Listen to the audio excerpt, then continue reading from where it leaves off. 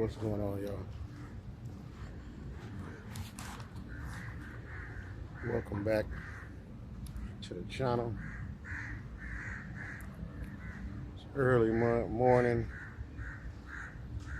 on this Sunday. Still here in Dar es Salaam, Tanzania, in Africa.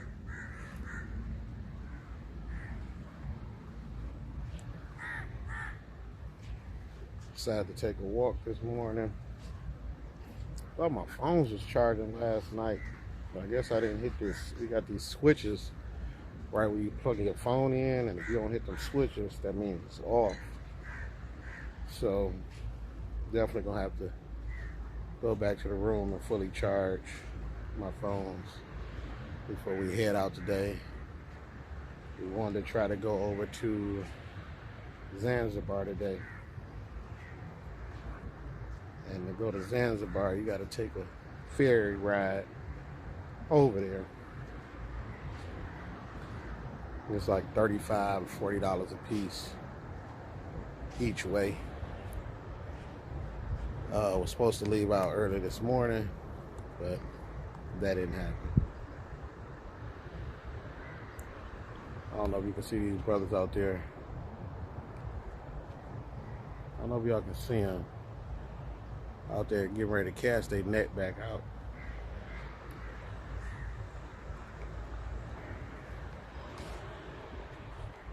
Still, and it's weird though, like some days you come out on the beach, I guess, you know, they call it high tide, low tide, and high tide.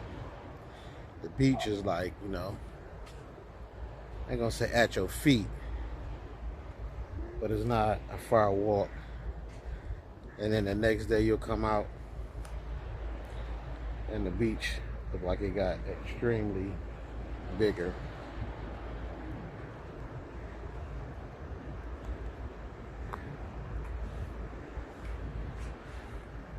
But it's just a high tide and low tide.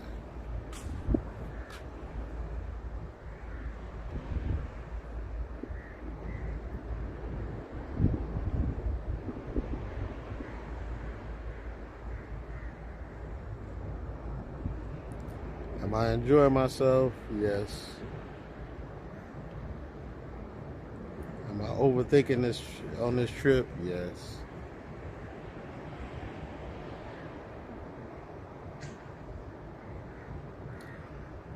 But still trying to enjoy it. I mean, I am. We ate a lot of American food while we was here. Ate a lot of local food while we were here. No, I haven't lose no weight, especially finding out there was a Pizza Hut here. So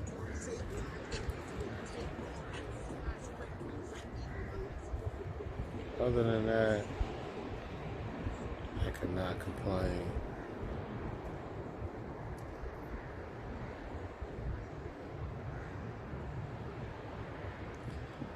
I will tell my people that they are over here.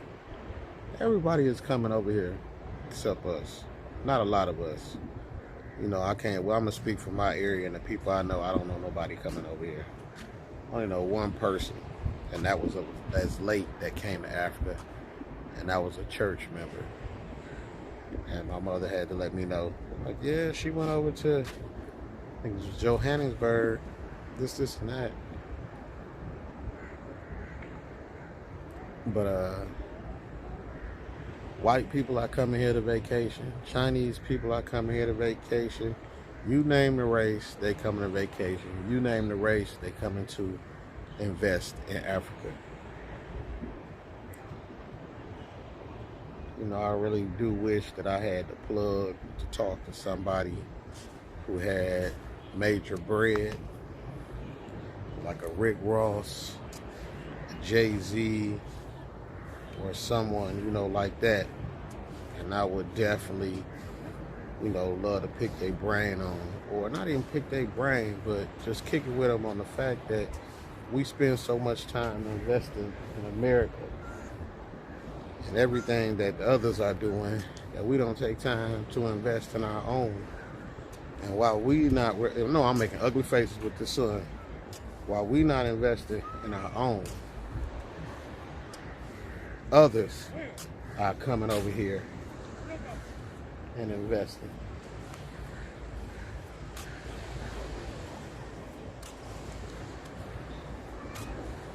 And investing, buying up the land, building $1 million hotels, making millions of dollars, pulling in millions of profit. And you know what they doing? They paying our people pennies. Pennies, pennies, pennies, pennies, pennies, pennies, pennies.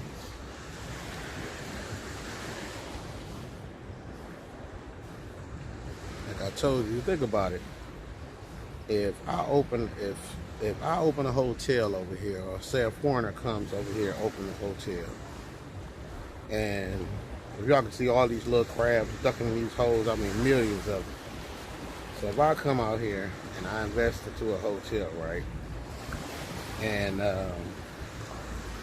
my hotel is not catering to the locals, because I'm telling you that the locals only make, you know, well, that's $150 a year. So if I'm not catering to the locals and I'm catering to foreigners, I'm getting that foreign money.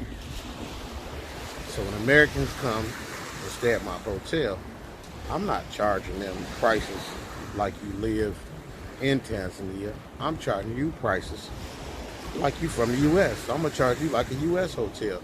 So now I know that U.S. currency is worth more than Tanzanian currency.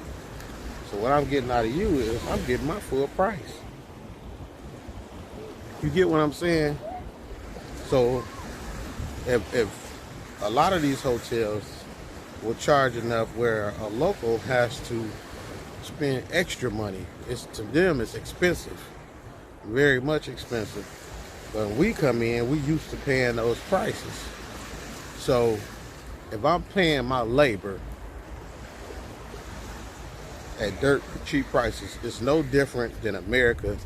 Who was it? Microsoft, Bill Gates, when he let basically all his workers were in India or Indonesia or wherever it was, paying them pennies.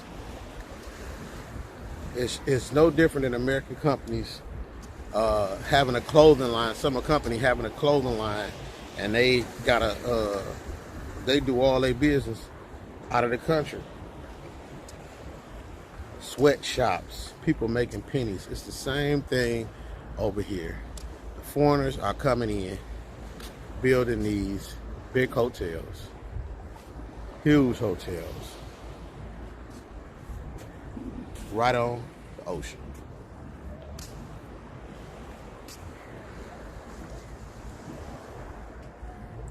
Paying them pennies and making millions.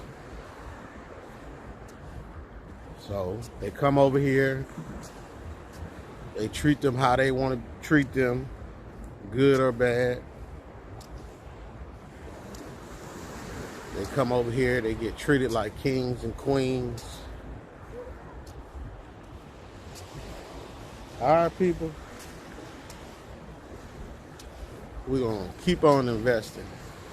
And I'm not saying it ain't nothing wrong with investing in America or any country, but at the same time, do something, you know, in the motherland. You don't get more love here than you do in the United States. In the States, they gonna fight you. Another hotel coming up. They building on.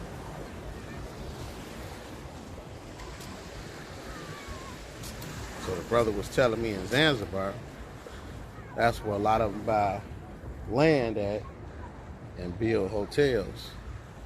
And that's how they make their money. He said his boss went from one hotel to 4 hotels. Now, Frank, one of my coworkers, he you know what I'm talking about. Imagine if it wasn't just rental properties, but you had a whole hotel renting out rooms. Every night there's money coming in. Every night people coming in and out. You making money off your food, you making money off the stay, you making money off liquor, you making money off just juices and pops.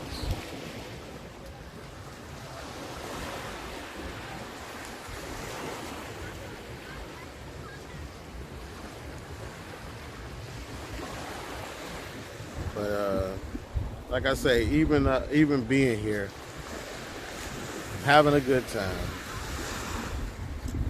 taking it all in, and baby, it's a lot to take in. Because you can have all these YouTubers that's telling you this, telling you that, just come on and move over here. It's blah blah blah. This and that. Oh yes, I believe it's a lot more peaceful. I think they drive a lot more dangerously than we do in the state. It's a lot of, at least in Michigan they do. Even though I see some stupid stuff in Michigan, here it's like, last night we was in a Pajaji, and I swear this car was inching in against the Pajaji, and it was like 6 inches away from hitting my leg, just inching in. And the Pajaji guy, had to start yelling at the guy, but I don't know what he was saying, or but he started yelling at the guy. And I'm thinking to myself, like, wow. But we didn't have no issues, made it home safe. We came in, I was told that, they people from America that live here, they've seen several accidents. And in America we have our own. And then I always hear people say, oh, when you come, it'll be a culture shock. And I think that's with anybody, that you've been somewhere so long and you move somewhere else or go somewhere, you have to, you looking around, you taking in everything that's going on around you. For those that don't travel a lot, or if you've been to, let's say, amusement park, when you first walk into that amusement park and you're looking around, you're seeing all the different places you can buy food from, you looking all the places you can buy drinks, all the games, and it's a lot to take in. That's what it's like, I guess, when they call it culture shock, because you come in like, what, wait, you looking like, what, and you trying to take it all in. It's a lot to take in. It's areas that I've several times that we were in, and I was looking like, I wouldn't dare walk down this street by myself. I wouldn't dare go in this area by myself. And every area that I went in, I saw little kids walking around late at night. I saw women walking by themselves. I seen guys walking by themselves. And I'm like, man. Like I said in the previous videos, like, in Detroit, I would not walk down, I wouldn't walk around certain areas. When I see white people jogging in certain areas in Detroit, I'd be like, you really don't know what's going on in this neighborhood. So here, it's like, I don't know if it's a combination of things, like you don't speak the language, you don't know the vibe, because, in the hood, you know the vibe, you from the D, you know the difference between when you on the west side and when you on the east side, Southwest Detroit, you know, in each area you'll move different. I'm not saying no area is better than the other.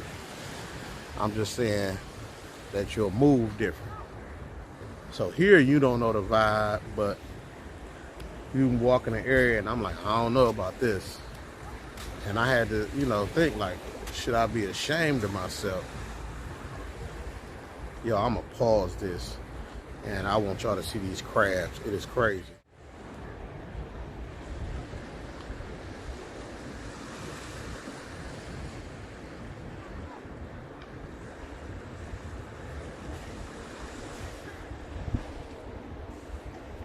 Y'all see them scattering?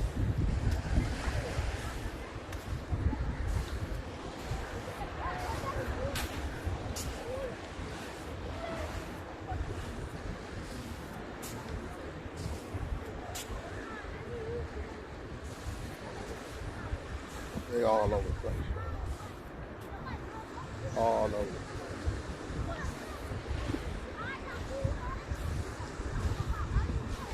And as you walk, they all running back and getting their hole.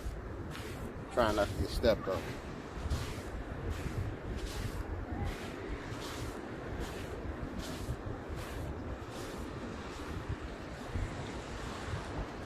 Yeah, I'm trying not to overthink it. And me and my wife was talking about it last night. We both coming, you know, having the same thoughts. Don't know what to think. The only thing I can think to myself is maybe when we get back home, a week or two in, we will be able to break down what it is that we're feeling. I noticed the kids here. We was on the beach a couple of days ago, and there was a little boy just kicking a soccer ball with his friends. And the friends left, and he was just kicking a soccer ball by himself. And it was like he was just enjoying himself out here on the beach. And y'all, they get to experience this every single day. And it's not like Florida and places like that where you go and, you know, as black people, we go places and we'll feel uncomfortable because it's mostly white people. Here, it's your people. Jogging, fishing. Two brothers down there just put their net in. You got kids right there off of the water. You got the sunset. You got couples walking up and down the beach. Don't get me wrong, there's others here. But you walk in Africa and you see you. All shapes and sizes and colors. And I swear I done seen some of the people I know back in the United States. I done seen y'all twins out here. People that look just like some of the people back home. Back in the United States.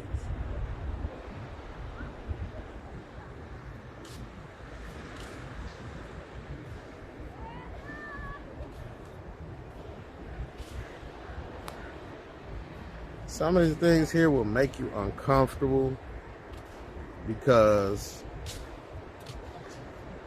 I don't know, when you walk, like we walked into Pizza Hut last night and the looks we got. It ain't because of my color in the United States. I'm used to it because of my color. Here, my wife was like, oh, you know, we just look different. We got on, we ain't dressed like they dressed. We didn't do da-da-da-da.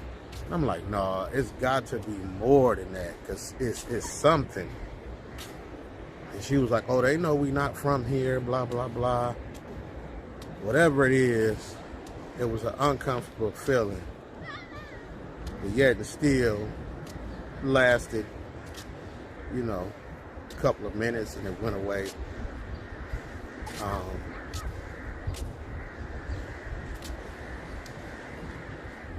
A lot of people have been very inviting.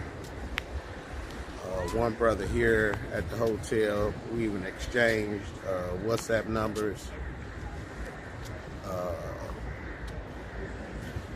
I told my wife last night, I think too, it's a language barrier there where people want to say something, but once they hear that you don't speak the language, then it kind of cuts them off from even trying, because with me, besides how I dress, if I didn't open my mouth, you would think I was one of them. And that's done happened a couple of times where somebody just starts speaking the language to me, and when I say, good morning, how you doing, then they like, oh, like, he not from here. But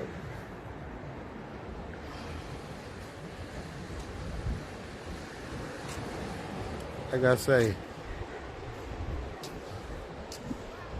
they here.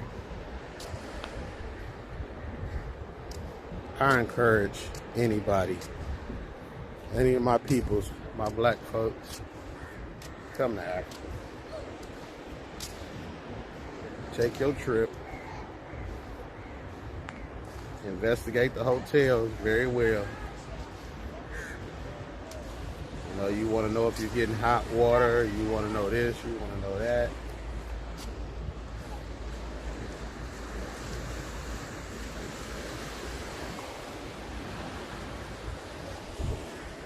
Come on over.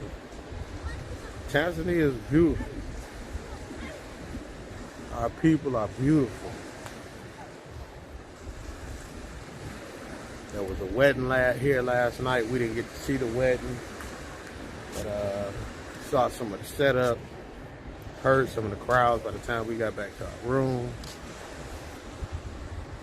But I did look out the window to see the people that was leaving. They were all dressed up.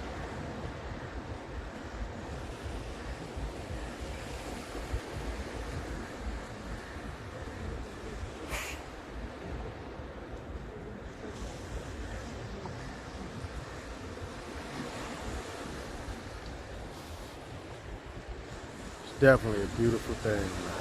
Beautiful thing.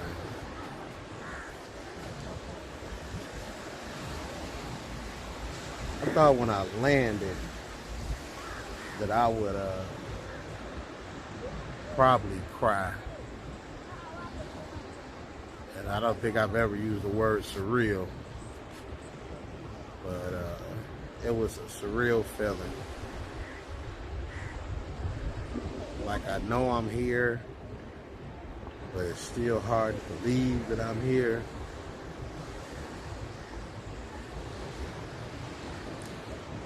Just taking it all in.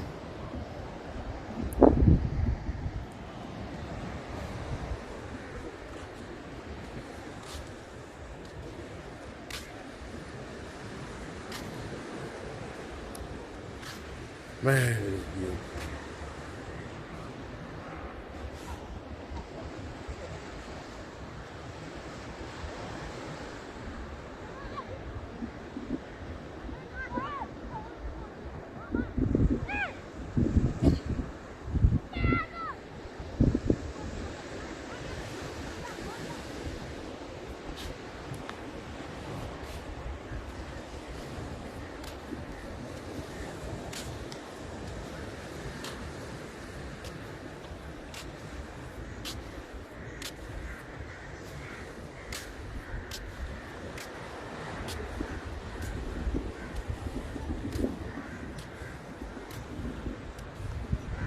They got some big ass crows out here too. These crows don't be playing. They don't bother you, but they be right near you, waiting for the opportunity to grab the food. This beach goes a long way.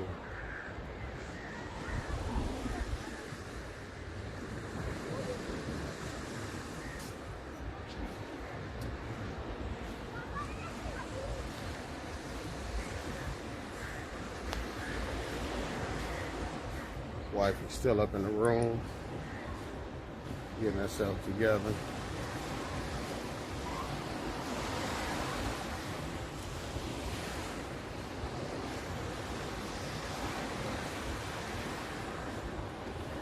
I'm always up, ready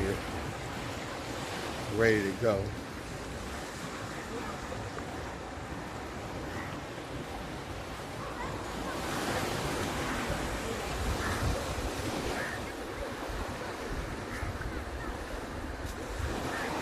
Yeah, like I said, I would advise anybody, any of my melanated people, to come out to Africa. I would also say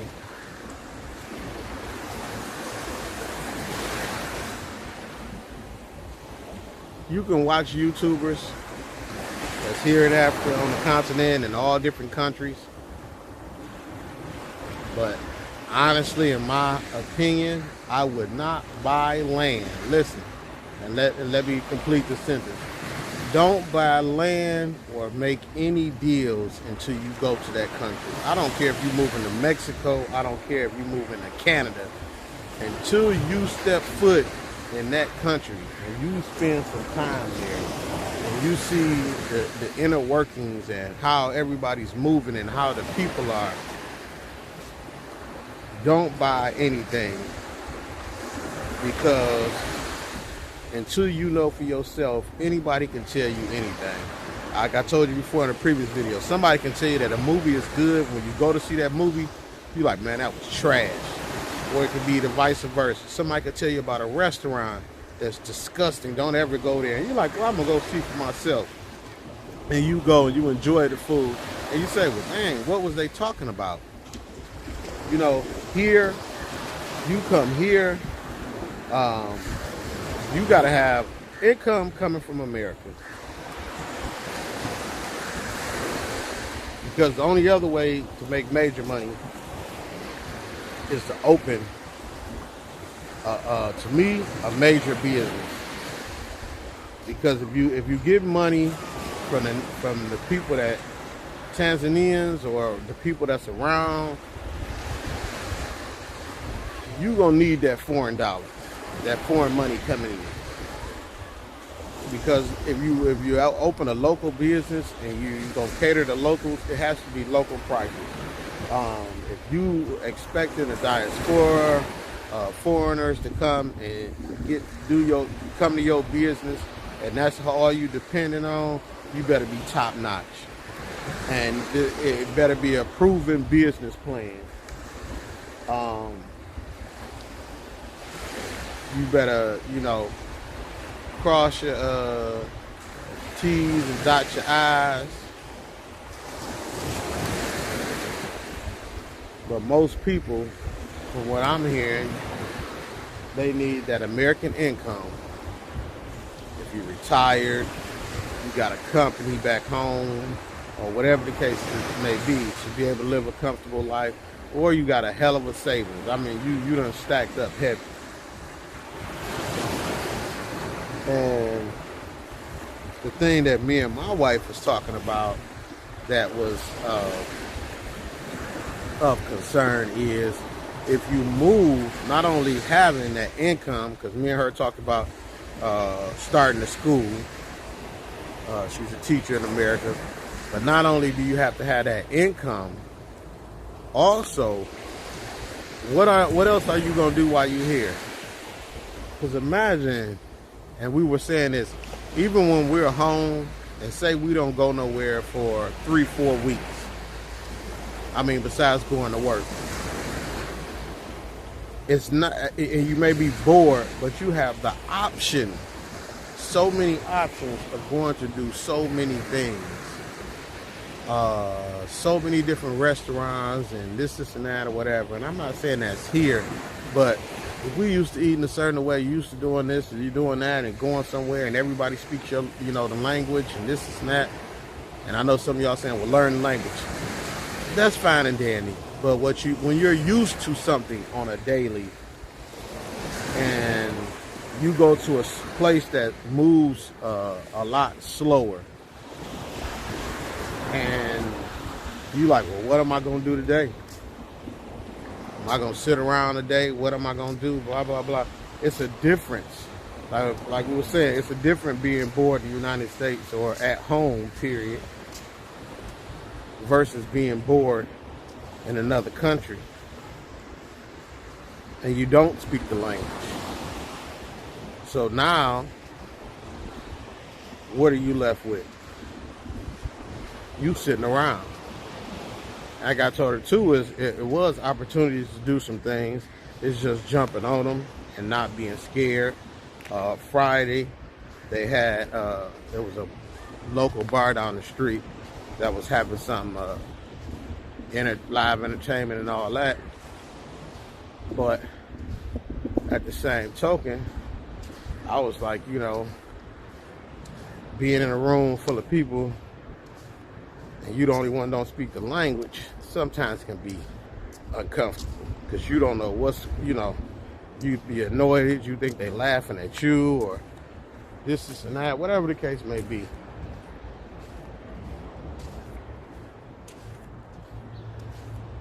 But yeah, always, you know, see for yourself first. I hear a lot, now that I'm watching these videos and I hear so many people, you know, just move, just go ahead and do it. Don't just, please don't. Find out first. You might come and figure out that it ain't for you. You might come and have to visit 17 countries before you find the right country for you. No matter what somebody tells you, you have to do your due diligence. And I think that is like one of the key words to moving out of the country. Due diligence. If you don't do your due diligence and things go awry and what's in your control, you don't control it the right way, you don't do the right things, or you didn't study and do your due diligence to find out about this and that, it's your fault and nobody else's if it fails because you didn't do your due diligence. Whose fault is it if a salesman is getting ready to sell you a used car and he like, do you want to test drive it? Do you want your mechanic to come look at it? And you like, no, I don't need that. You drive it. A couple of days later, the engine blow. That's your fault. You had every opportunity to do your due diligence to get that checked out, and you didn't. So, you pay the piper.